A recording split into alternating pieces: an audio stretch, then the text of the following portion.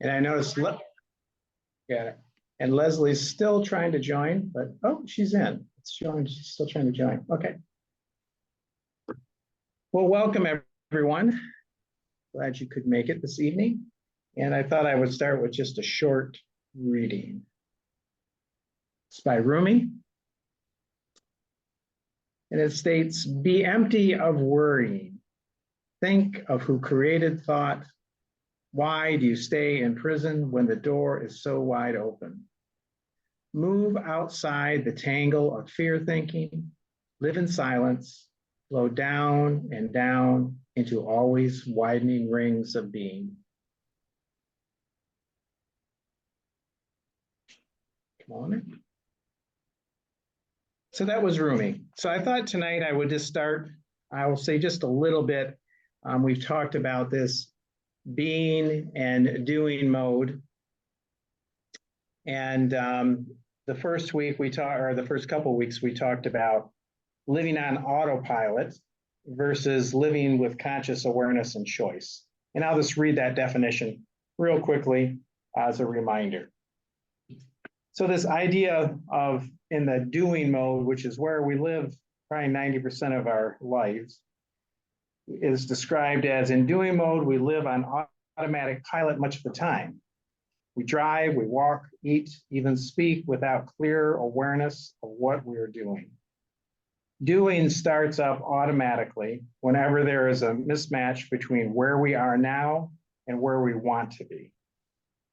Focusing narrowly on our goals, we rarely stop and notice the wonder of what is happening around us as we move through our lives. We can end up missing much of our lives, forever postponing the time when life will be less hectic and we'll really notice things again. So that's that doing mode. Now this is the other side of this where we live with conscious awareness and choice. This is described as the being mode. The being mode is intentional rather than automatic. This means we can choose what to do next rather than run on old, worn out habit patterns. This allows us to see things as if for the very first time. We inhabit the present moment and become more fully conscious of our lives. Being brings a freshness to our perceptions. We become fully alive and aware again. So that was just kind of a refresher. And this week we'll move up a little bit on this of these 7 areas of being versus doing. The second is relating to experience through thought versus directly sensing experience. So this will sound fairly familiar to the first one.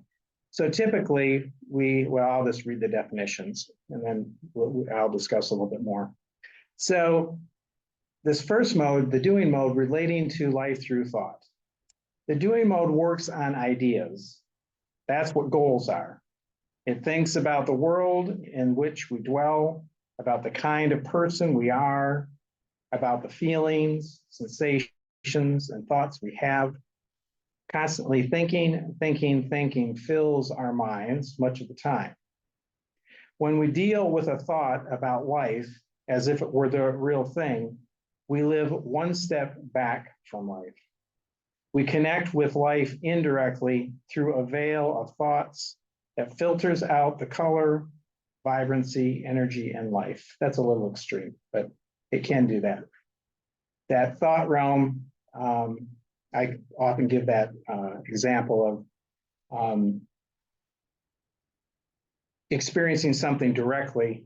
Like we get up in the morning and we're going to the kitchen, maybe to get tea or coffee or water or whatever it might be.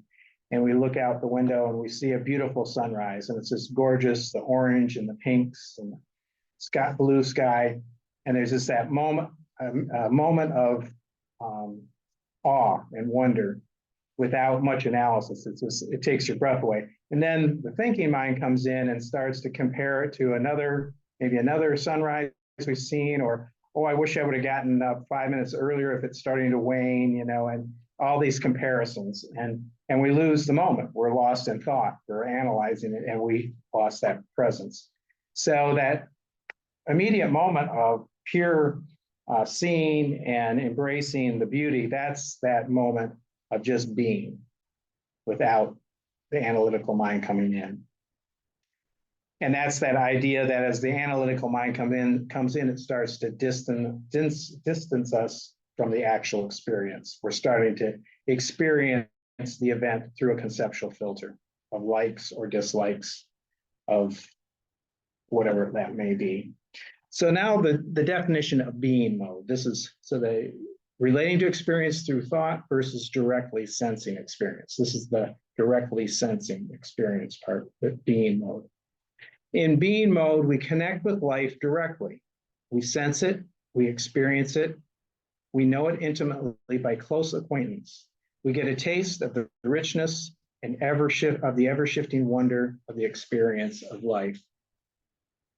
And I'll just say that, this can, I think when I first came across some of these teachings, I was a bit puzzled on how I could experience life outside of thought, outside of analysis, because that was just the norm. I analyzed everything. I judged everything. I compared everything.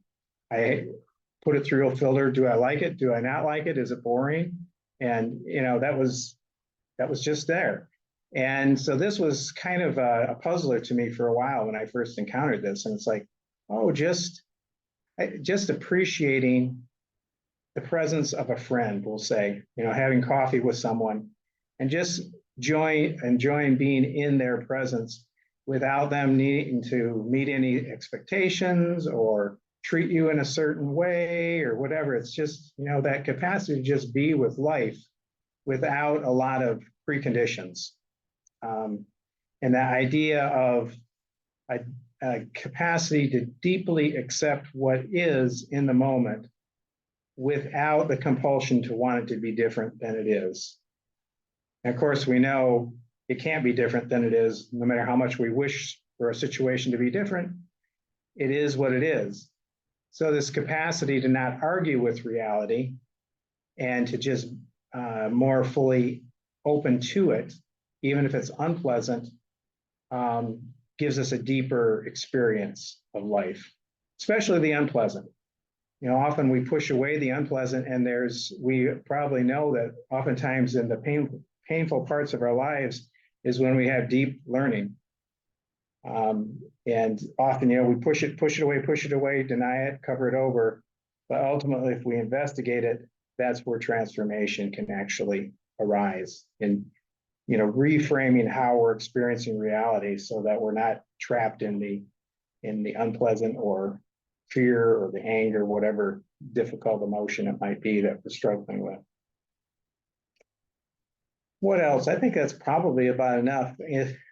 I'll open it up at this point to any questions of clarification around those concepts of, I'll say this one more time, relating to experience through thought, which is that doing mode where we're always, it's the judgmental filter, filtering it through concepts of the past, biases, preferences, versus directly sensing experience. So any questions, comments on that? And you'll have to unmute if you want to ask something. Eric? Yes. How does daydreaming fit into this? If you find yourself really daydreaming, is that being? That's kind of the default mode where the mind, if it's not occupied with anything, it tends to wander. And that's, at some level, that's, either wandering into the future or the past. So it's not really present moment experience. It's not necessarily a negative thing, but cultivating being in the moment is a healthier place to be. The research shows with cognitive therapists, behavioral cognitive people, is that the higher the percentage of mind wandering throughout your day is directly correlated with increases in depression and probably anxiety as well. So mind wandering is normal, but excessive mind wandering or rumination is actually detrimental to our health. And that's where cultivating the capacity to be much more present with what you're doing, with what you're experiencing, And maybe you say, well, I'm experiencing mind wandering. And there's some truth to that, but if you notice that you're really wandering, you might actually come back to the present moment, and the mind wandering might slow down, like pause. Mhm. Because typically, it can just be a habit pattern, but sometimes to be present can be disconcerting, to be in the present moment, because um, we're so entertained by our thoughts. Our thoughts can be quite a complex virtual reality, that we create. And to just be present with stillness can feel a little funny. Um, and I don't think probably presence with your smartphone is probably presence either. Unless if you are reading, if you're flipping through social media, you're probably pretty scattered. Now, if you're doing some thoughtful reading, that's present moment experience. We're inside what we're engaging with. But flipping through social media might be something a little different. We might be doing a lot of comparing of ourselves to others and wishing for this or that. Maybe not. Maybe I don't know, social media, Pinterest or whatever. I guess that you could be looking at some beautiful pictures or something. Does that help? Yeah, that's fine. Thank you. Yes. I'm slipping away just for a moment. I'm getting my water. Continue. Back in 15 minutes now. Eric, when you said that excessive mind or daydreaming can be a sign of anxiety or depression, I kind of I understand ruminating and dwelling about negativity or what might happen or worrying or something like that. Yes, I can go along with what you said. But what if you're just daydreaming of maybe places you've been or things you could do, like more imaginary kind of daydreaming that's Right. much more positive, in my Right. opinion, than just what could be if I Right. really had a magic wand and could make anything happen, which I kind of believe we do. Yeah. Yeah, it falls into the same category, believe it or not. It's the mind is wanting to be someplace that it's not right now. It's desiring something, a different experience than right now. And some of that is fine. It can actually be soothing. It's better to be engaged with enjoyable experiences and heartwarming experiences. But again, too much of that, the research has shown that whether it's positive or negative rumination, it has about the same effect on anxiety and depression. And I don't know exactly all the science behind that, but my hunch is if there's a subtle sense of fantasizing about being somewhere else, even if it's positive, there's underneath that, there may be a subtle dimension of this moment isn't good enough. So I'm going somewhere else. So which can set up an unconscious anxiety or stress of, I want to be someplace other than right here, right now. So if you find yourself kind of, and I had some of this last week, I was restless. I wasn't happy with where I was and what I was doing and my circumstance. I thought it was going to be different, and I found myself kind of on edge and restless.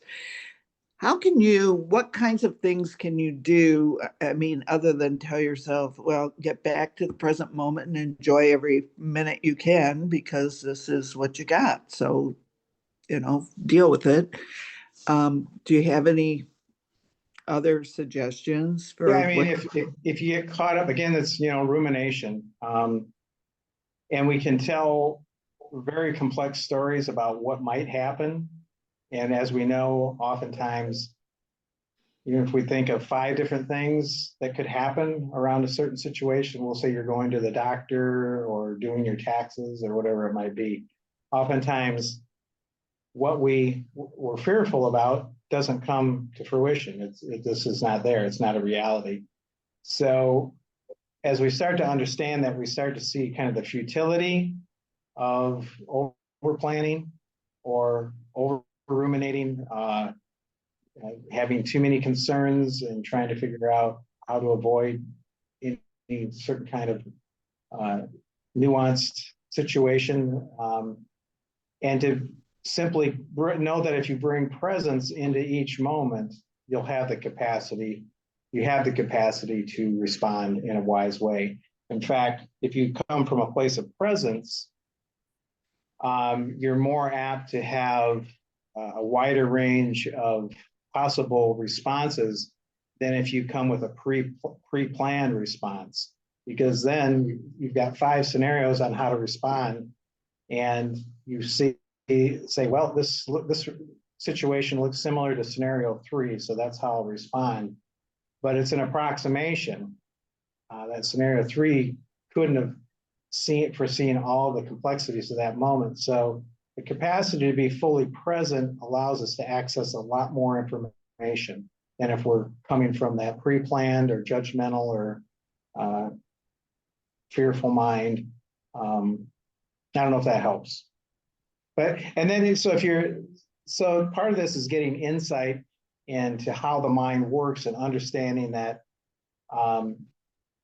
fearful thinking, catastrophic thinking about the future doesn't serve us. It simply creates anxiety. It doesn't really prepare us better by doing that. We may teach ourselves, a certain level of planning can be useful, obviously. It's good to have a budget, so have I spent enough money? But you have to kind of know when it's enough. And oftentimes we ruminate.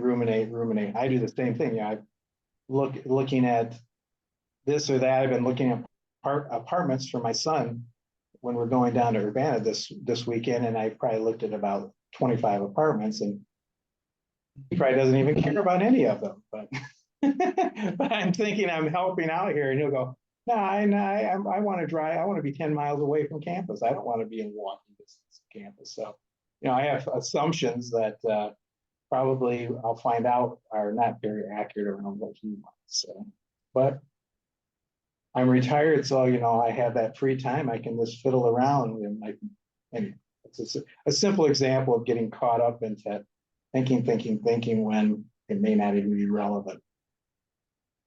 But it's a distraction. It occupies time. I think that's the reality of life, is there's a lot of time to fill, especially if you are retired. And it's easy to fill it with nonsensical things as opposed to something that's, of greater value. We have a question here. There's also difference. Oops. Question went away. Deborah, can you read that question? Was that in the comments? For some reason, it's Therese. Do you want to unmute and ask it, or do you want me to read it? Sure, not a question, more just a comment for Kathy. Just that the way that you're talking is very much about the mind running, and that's very different than the body communicating something and being in touch with your processes in your body, and what might need to be processed could be something that's not to do with needing to calm your mind. Yes, that's insightful, Therese. I think really what I could have done is take more advantage. Okay, this moment isn't what I was expecting it to be, and I'm not quite where I want to be right now, but what can I do in my present circumstance to do something I would enjoy, or to take better advantage of this moment? And I think that's what I could have done much better last week. But yes, sometimes something nags at you, and it's like, okay, let's get this thought out. Let's get it figured out so we can move on. I was going to say one thing too, because I find myself in that, and I've been keeping a daily gratitude journal for about 2 years now. And so when I find myself ruminating about really not being happy with the circumstances I'm in, I'm like, wait a second. I'm not perfect at this, but what I do find works is that then I'll say, well, let me come up with 8 things that really I am grateful for that are happening right now. And it's amazing how much I ignore that's really right there and happening, because I'm so focused on this this gap in perception and reality, you know, what I expected, expectation and reality. So I find that gratitude is a real good tool to shift that thinking. So You're so right. You're so right. Thank you. As Therese was saying as well, there's coming to the present moment. A powerful method for that is to simply become aware of the body. Or if you know you're in this mode of why is this happening? I want it to be different. Notice how that is impacting the body. That those thoughts will have often an area of contraction or stress within the body. And getting in touch with that and being with that experience tends to settle it because we're moving out of the ruminative mode of feeding that thought process with other ideas or thoughts to just coming into presence of the body at a sensation level. And that tends to recenter the nervous system and bring us back to a balanced place. We're not in that drive or that threat state of the nervous system. We can come back to that soothing state. So that's the simple practice to come back to the present moment, is really tune back into the body. If there is a feeling of, you know, imbalance of whatever it might be, feeling into that, allowing it and relaxing. And that typically will interrupt the momentum of the ruminative process of emotions and thoughts. So the body's a very powerful vessel for present moment. It's right here, right in the moment. It's, you know, we can touch it. Thoughts can be all over the place. So they can be far in the past or far in the future and often don't touch this moment. Again, thoughts are a little bit of a distance. Thoughts are about naming the objects around us, which creates a little bit of a distance, a little bit of a filter through that language naming process. That direct experience is just being with it, just experiencing it directly, which takes a bit of practice because that's not our typical mode of relating. It's usually through language, through judgment. It's what we've been taught. Other comments, questions, clarifications?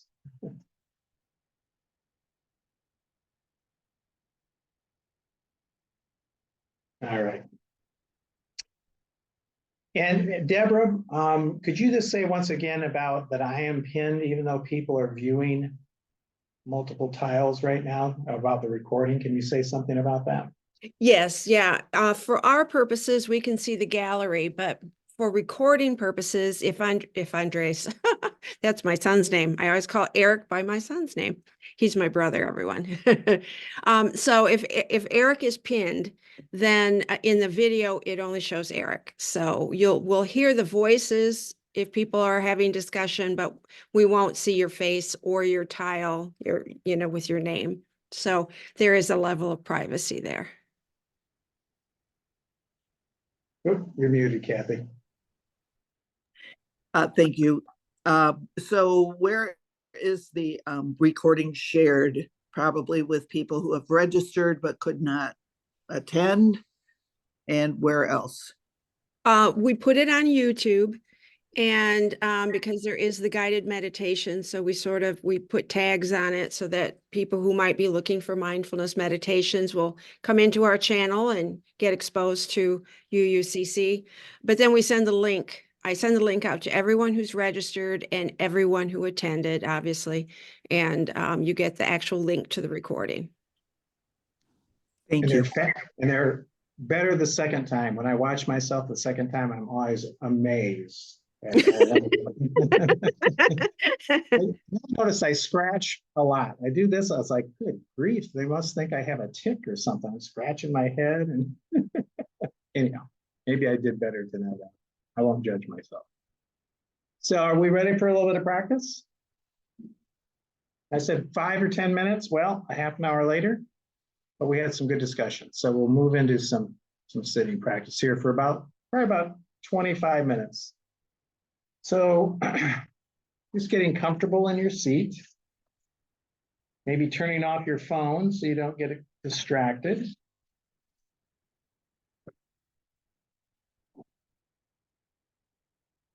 And you need a pillow behind your back or whatever to help you sit a little more upright, that's helpful. Or if you're lying back, that's fine as well.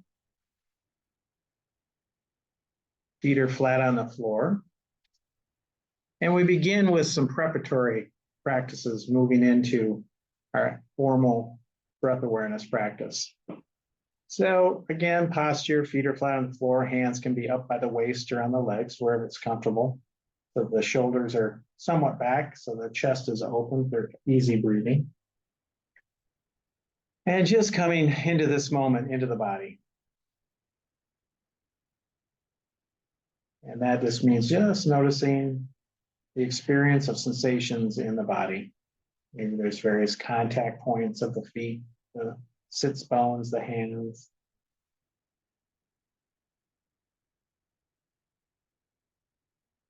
And if you're comfortable, you can close your eyes. If not, you can just kind of half close them and look down at the floor, maybe 5 or 6 feet in front of you. Whatever is comfortable for you.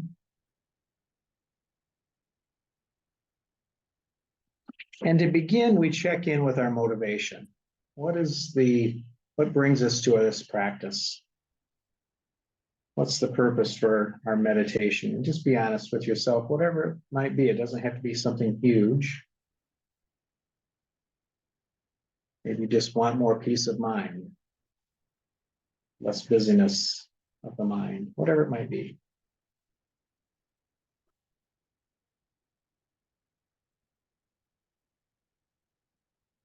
And then just remembering that having expectations for what you hope to experience tonight is not necessary. In fact, it might get in the way. What we're learning to do is to simply be present with whatever arises with more openness and acceptance and kindness. So we're developing this quality of equanimity towards all experience within the mind and the body.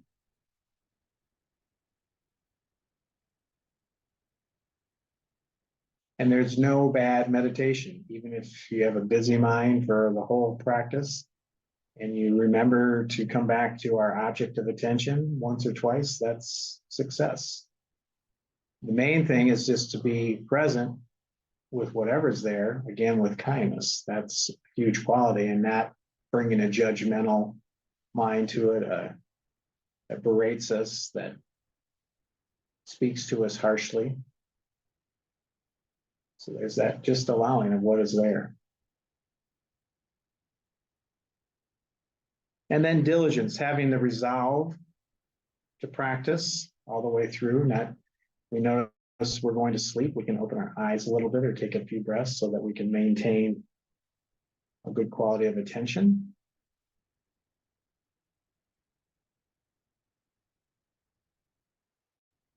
And then finally, just recognizing any distractions that might come up. Anything that's undone projects or something in the past that's weighing on you or a future event. And just letting the mind know, especially the unconscious mind, that you'll get to those things. But for the next half an hour, they can actually take a rest. They can take a break. You won't ignore them or push them away, but they can just rest for now.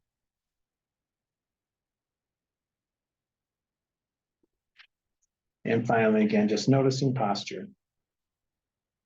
Feet are flat. Back is somewhat straight. The chin is tipped down slightly so that the neck is soft and flexible. And just beginning with awareness to the level of sensation of the whole body. Again, you might notice various contact points, but wherever our attention's drawn as we just observe sensations in the body.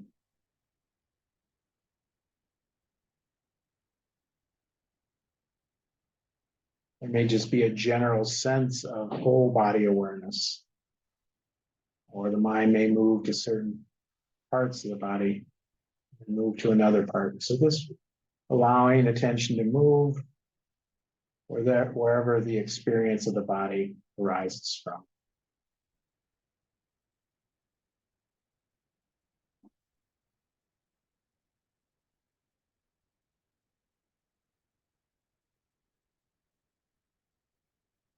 And then just noticing the sensation of the body and the air touching the skin, air in the room, and connecting to that air and just feeling into that and connecting the experience of the body with the space of the room.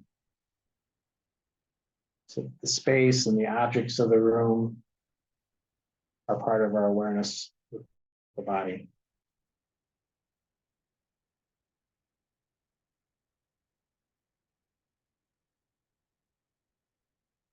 And just resting in this spacious awareness.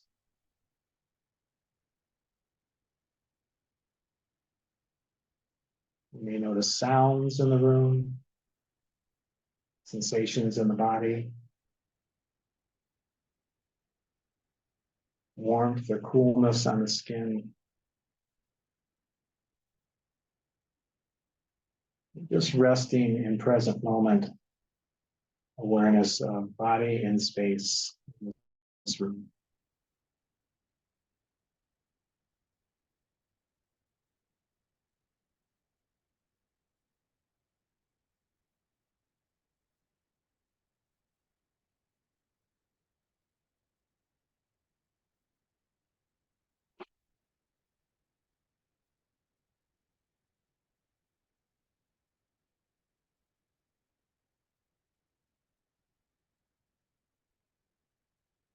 Now just returning the attention back primarily to the body itself.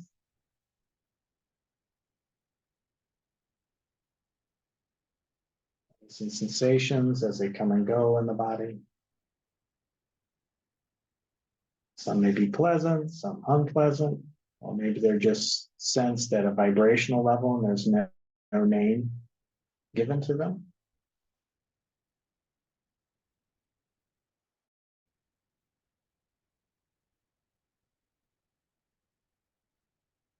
And we invite the whole body to soften, soothe, and rest. Soften, soothe, and rest.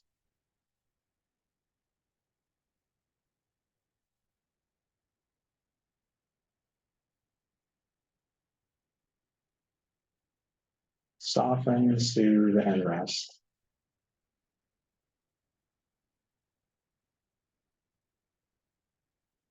And this moment of just resting in the body, there's nothing to do. There's nowhere to go to get to. And no problems to solve. There's this opportunity to simply rest in this awareness of the body.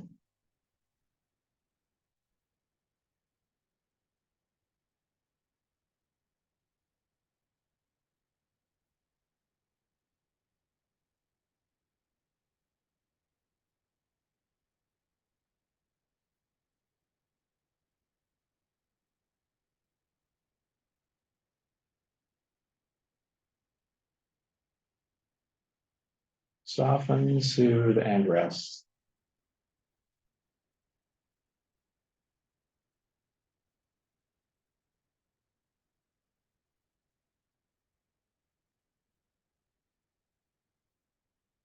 Now, distractions may arise, and I talk about this as what I call foreground attention is resting in the moment by moment experience of body sensations. And then in the background, there may be thoughts, sounds, contact with experience through the other senses. And those are there. There's no need to get lost in them or to push them away. They just can come and go in the background, floating by, while we remain vigilant to just being with that foreground attention without pushing away the background. But our primary attention is just resting lightly on the foreground experience of sensations in the body.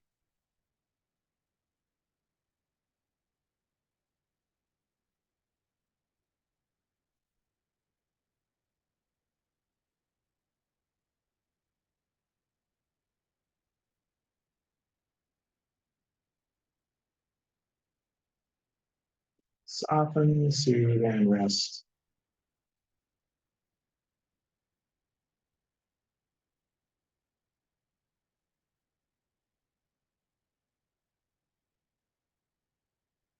And just noticing the top of the head now, and the forehead, the face. Noticing any tension that might be there, any contraction in the face, the jaw, the neck, the shoulders. And just inviting the whole head, face, jaw, throat, neck, shoulders to soften, soothe, and rest. Soften, soothe, and rest. Just letting go of any subtle muscular contractions in the face.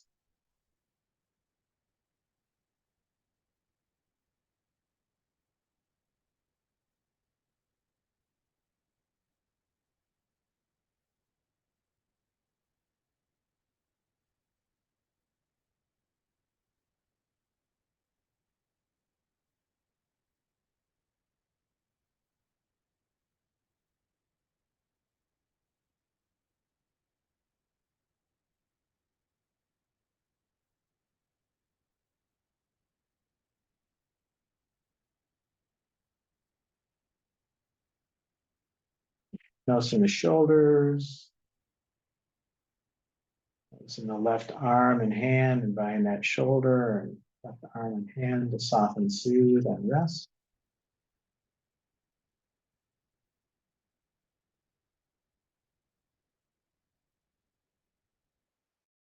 Sensing into the right shoulder, the right upper arm, lower arm, and hand. Soften, soothe, and rest.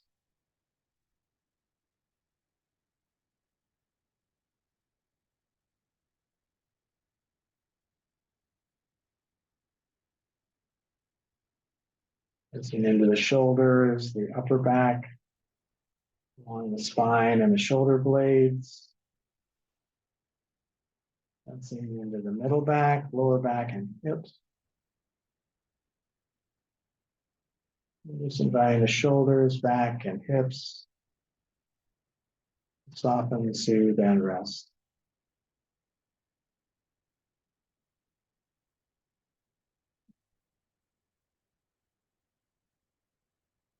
Soften, soothe, and rest.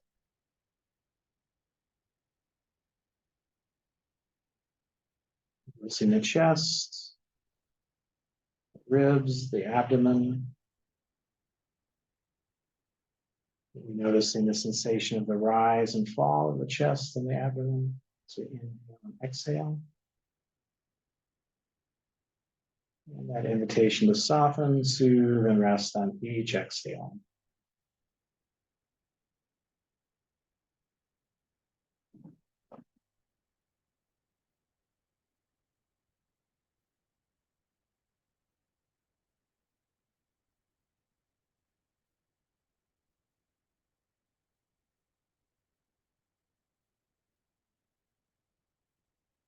Just resting.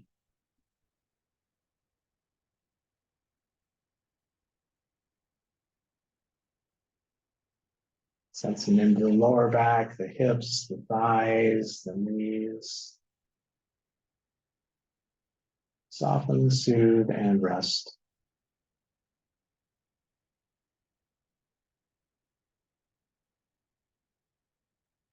Soften, soothe, and rest.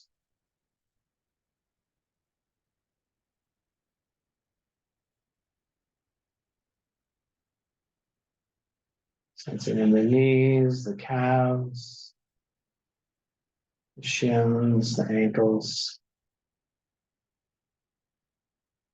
the feet, the toes, soften, soothe, and rest. And just feeling the stability of the feet resting on the earth.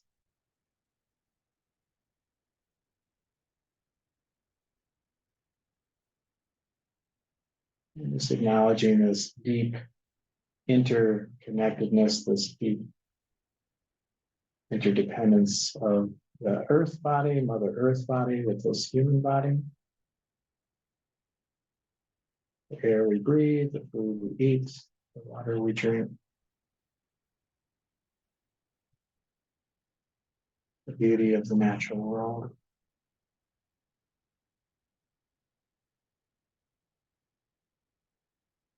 Rest in that present moment, reality of earth body and human body.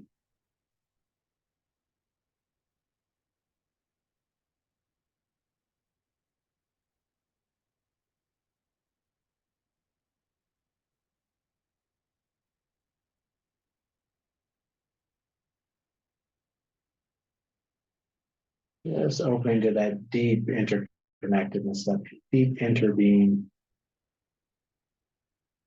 of earth and this human life.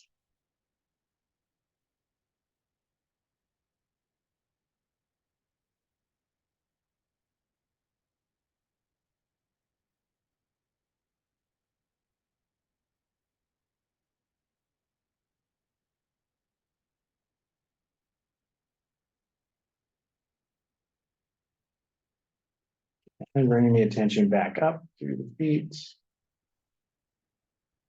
the calves, the knees, the thighs, the hips. And feeling into the upper body now, noticing the sensation of the breath in the upper body. It's becoming aware of the rise and fall of the abdomen and chest, the ribs and shoulders. Bringing specific attention to the beginning of the in-breath and the beginning of the out-breath of the exhale. Again, we're just being with the breath sensation in the upper body now, your sensation.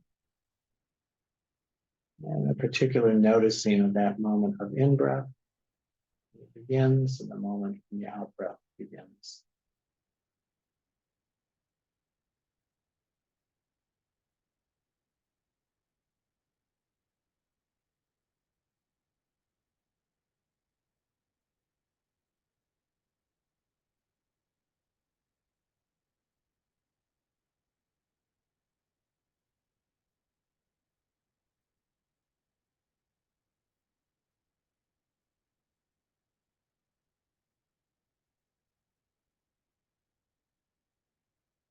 Just resting in the sensation of the breath in the body, in the upper body.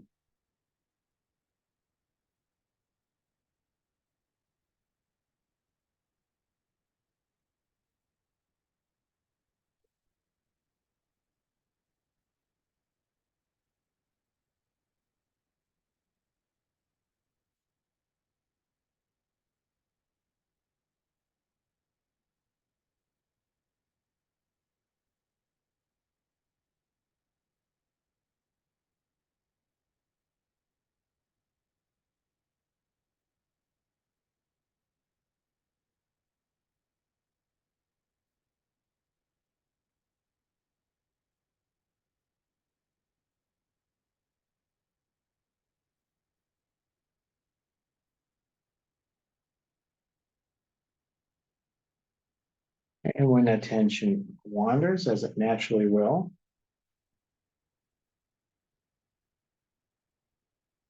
and we remember that our intention was to be with the object of the breath, the body. At that moment of remembering, waking up, that intention, we congratulate ourselves for remembering. And then we gently return the attention back to the sensation of the breath and the body. And we do this over and over again, each time that there's wandering, forgetting the object of attention, and then the moment of remembering to be with the object and back. Over time, this cultivates deeper and deeper stability and less mind wandering. But that happens just naturally from this process of noticing coming back, noticing when we're lost, coming back over and over again. It's a very gentle practice. Resting attention on the breath.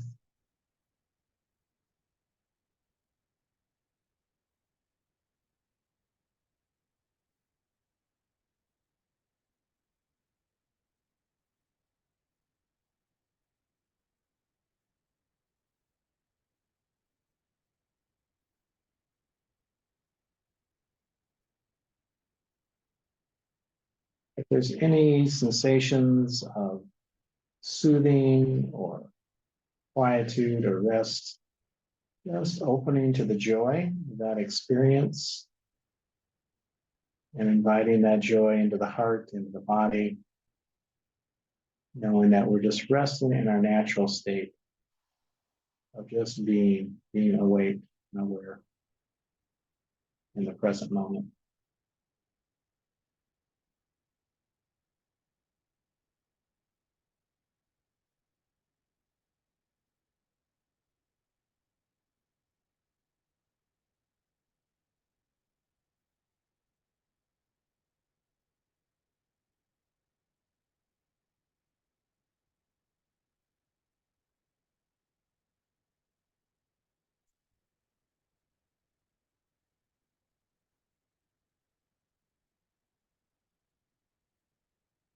Now, if you'd like, we'll narrow the attention just a bit more with the breath. And we can notice the sensation of the breath either in the abdomen, the chest, or the nose, whatever is easiest for you to follow the sensation of the breath in and out. If you prefer, you can just be with the breath in the entire upper body. But it can help to kind of narrow the attention a bit to support greater stability of attention. So just noticing breath in the belly, chest, nose, and again, just being aware of the beginning of the in-breath, beginning of the out-breath, and the sensations in between that connect all of that.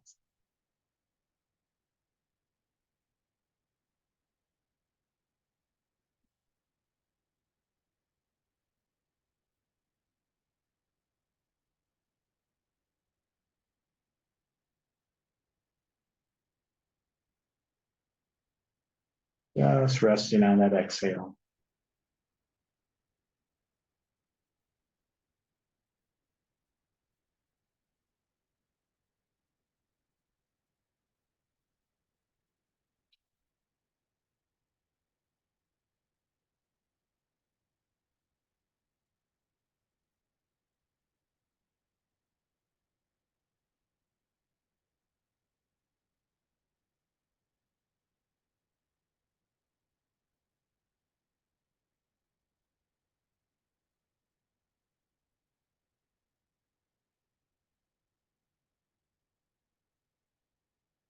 Just resting.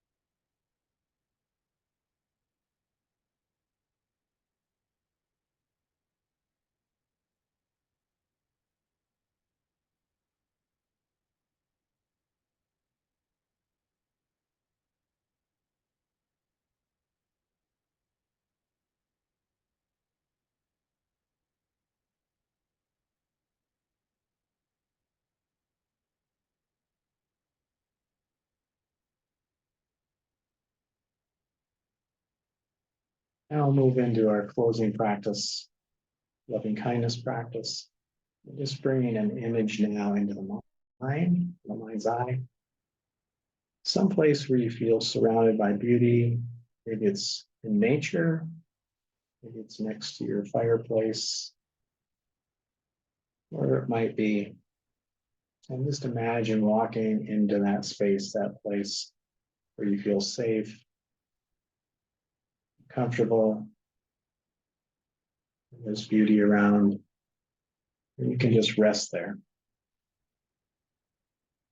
Maybe it's by the ocean or a forest or the mountains, by a lake or a river, in the desert, wherever it might be, backyard. And just resting there. And begin by just taking in the visual landscape of this place, this space. Noticing colors and textures, light and shadow.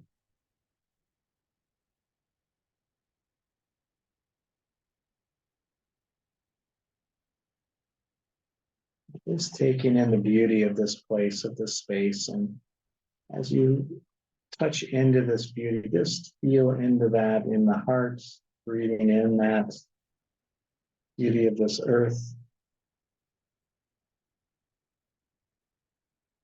And recognizing that the beauty that we see outside is reflected inside as well. This is what we're connecting to, is our own pure nature being reflected in nature.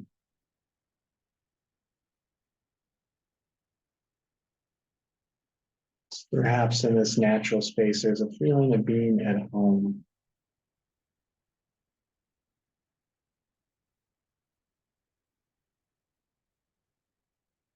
A feeling of rest and renewal.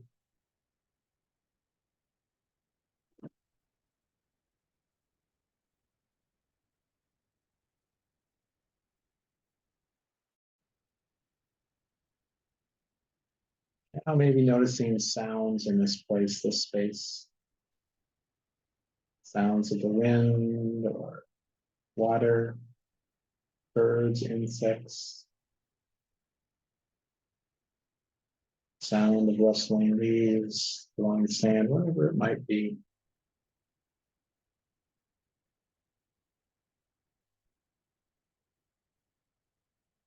And just taking this joy in as well, the beauty of the sound.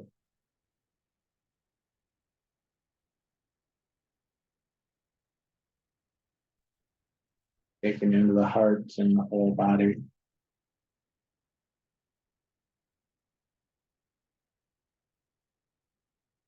And as we connect with this joy and heart, we'll begin by extending loving kindness towards ourselves.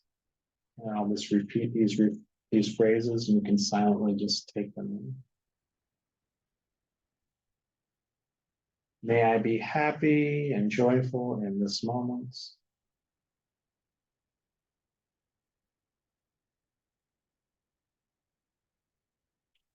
May I be healthy in mind. Just noticing what that looks like for you. May I be healthy in mind.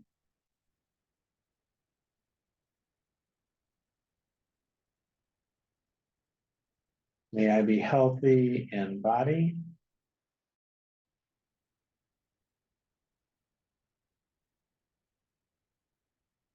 May I be healthy in spirit.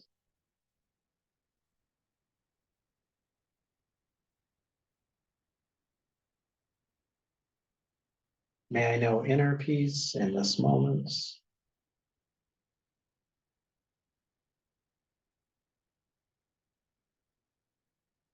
May I know peace in all my relationships.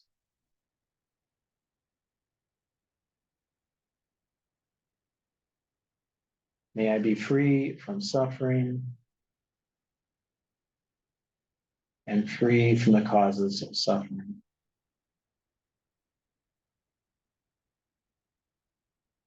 May I live with ease. May I live with ease. And then just radiating out this loving kindness to all beings, imagining radiating this loving kindness out in front of us, behind us, above us, below us, to the left, to the right. May all beings be happy and joyful in this moment. Tap the bell to kind of help us imagine that intention, that wish radiating out through the entire universe.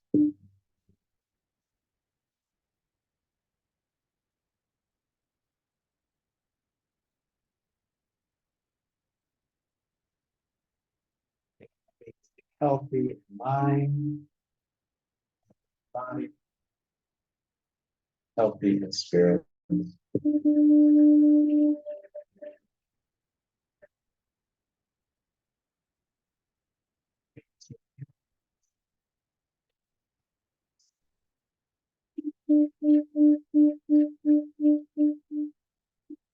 all need to drink some and breathe.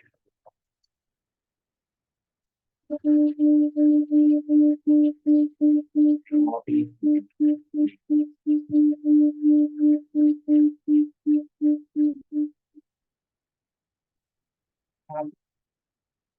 healthy and peaceful, free, suffer.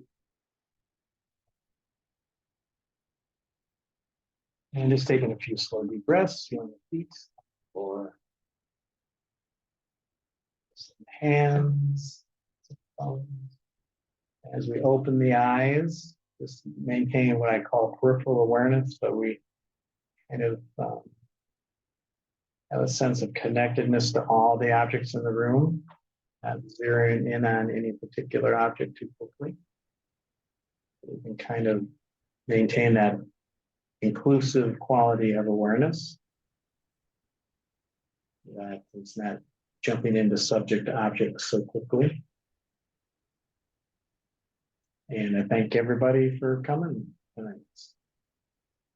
It is 8:01.